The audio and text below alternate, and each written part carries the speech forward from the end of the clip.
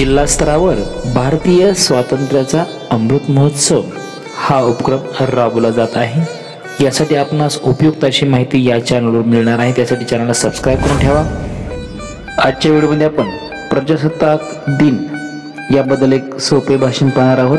ते भाषण हिंदीमध्ये असणार आहे, लिहून घेऊ शकता, यासाठी वेळ दिला आहे। चला तर मग हिंदी भाषण। जैसा कि हम सभी जानते हैं कि अपने राष्ट्र के बेहद खास अवसर पर हम सभी यहाँ इकट्ठा हुए हैं, जिसे गणतंत्र दिवस कहते हैं। मैं आप सबके सामने गणतंत्र दिवस पर भाषण पढ़ना चाहता हूँ।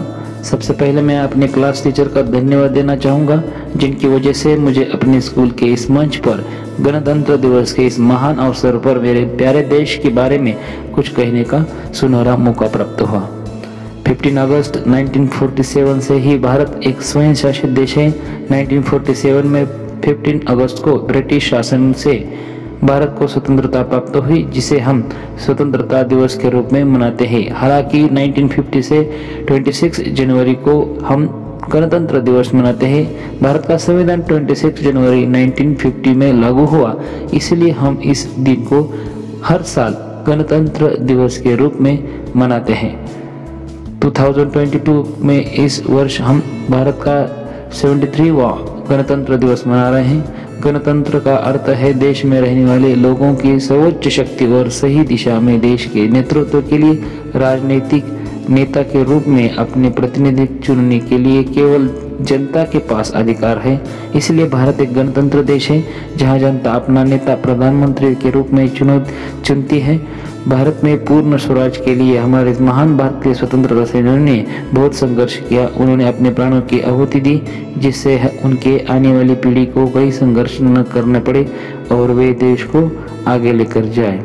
हमारे देश के महान नेता स्वतंत्रता सेनानी महात्मा गांधी, भगत सिंह, चंद्रशेखर आजाद, लाला लाजपत राय, सरदार वल्लभ भाई पटेल, लाल बहादुर शास्त्री आदि है। भारत को एक आज़ाद देश बनाने के लिए इन लोगों ने अंग्रेजों के खिलाफ लगातार लड़ाई की। अपने देश के लिए हम इनके समर्पण को कभी नहीं भूल सकते। हमें ऐसे महान अवसर पर उन्हें याद करते हुए सलामी देना चाहिए।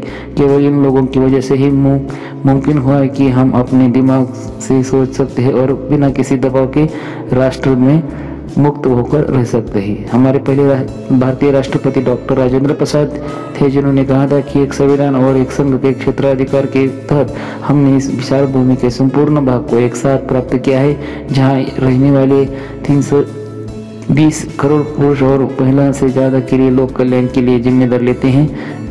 कितने शर्म से कहना पड़ रहा है कि हम अभी भी अपने देश में अपराध, भ्रष्टाचार और हिंसा, आतंकवाद, चोरी, दंगे, हड़ताल आदि में लड़ रहे हैं। फिर से ऐसी गुलामी की देश को बचाने के लिए सभी को एक साथ होने की जरूरत है, क्योंकि ये विकास और प्रगति के लिए इसकी मुख्य धारा में जाने से अपने देश को पीछे खींच रहा है। आगे बढ़कर इन्हें सुलझाने के लिए हमें अपने सामाजिक मुद्दों जैसे गरीबी, बेरोजगारी, अशिक्षा, ग्लोबल वार्मिंग, असमानता आदि से अवगत रहना चाहिए। डॉक्टर अब्दुल कलाम ने कहा था कि अगर एक देश भ्रष्टाचार मुक्त होता है और सुंदर मस्तिष्क का एक राष्ट्र बनता है।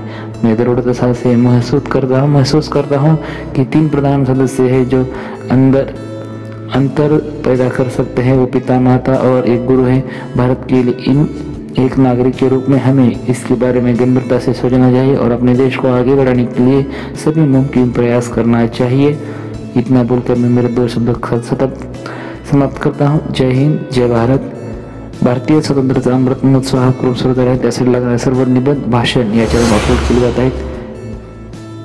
आपण या चॅनल नवीन असाल तर लाल रंगाचे सबस्क्राईब बटन दाबायला विसरू नका। लाल रंगाचे सबस्क्राईब बटन दाबा, सदस्य व्हा आणि आपले असे व्हिडिओ पाहत राहा। धन्यवाद।